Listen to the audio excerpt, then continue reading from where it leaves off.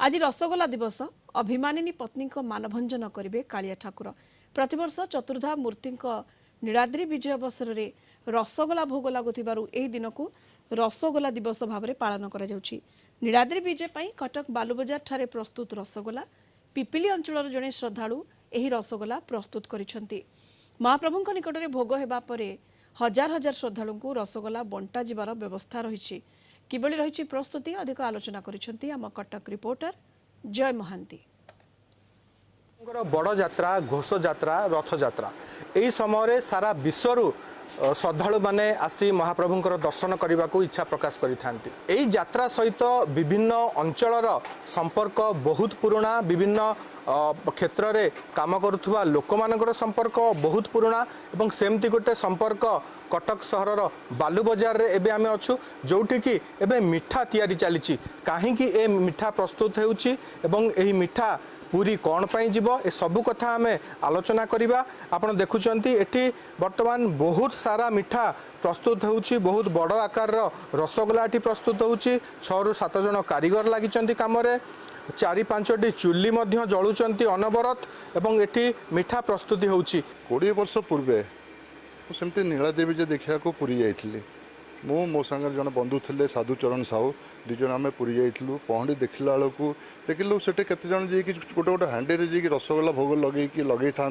आम से विषय कि पूरा अज्ञानी थी किसी जना नाला से जी मिठा भोग लगे था केते जन को गोटे गोटे भी बांटी भी था आम से गोटे लोभ से टाइम गोटे कौनटा है कि आमको गोटे जी भोग मिलतनी कि बहुत समय अपेक्षा कलापर जी गोटे जी भक्त आमको जी गोटे रसगोला भोग देले भोग देलापर आम से पाइला पर आमको बहुत आनंद लगिला।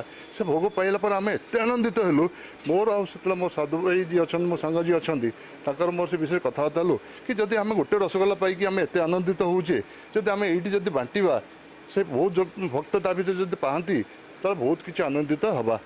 तापर आम जाकि से अड़सपुर घर मो साधु बाबू जी अच्छा मो साधुचरण साहू घर अड़सपुर तांकर मोर जे अड़सपुर किसी रसगोला तैयारी कलु घरे छोट आकार 5 किलो 10 किलो छेनार 20 किलो छेनार 30 किलो छेनार यही टाइप कलु।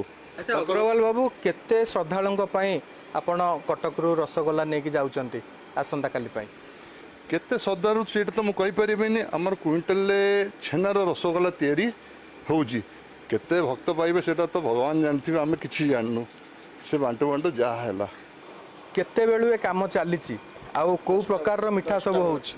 नमस्कार 10टा बेलू ठार मिठा आरंभ चली राति 11टा बाजिबो रसगोला तैयारी होची।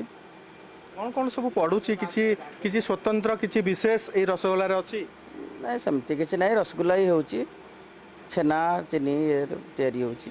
700 खंड खंड मारी साराणी बड़ मिठा आउ सी आउ हम 80 किलो खंड मिठा छेना काम अच्छे बाकी अच्छी ये दियों देश को जीव ए मिठा हजार हजार श्रद्धालु पाइबे भल लगुच आम तो बहुत उत्साहित प्रभु पाख वास्तविक ए कथा गुड़िक देखिले मन भितर माने गोटे प्रकार आध्यात्मिक चेतना भावना उंकी मारे एवं ये गोटे भिन्न धरणर निश्चित भाव में खुशी आउ आनंद आनी दिए मन भितर जे आमे भी पुरी जीवा ठाकुर को दर्शन करवा केवल सेतिक नुहे ता सहित हजार हजार श्रद्धालु भक्त मानक मनरे भी टिके खुशी आनीदेवा आनंद भरीदेवा। कटकरू वीडियोग्राफर संतोष महाना जय महांती कलिंग टीवी।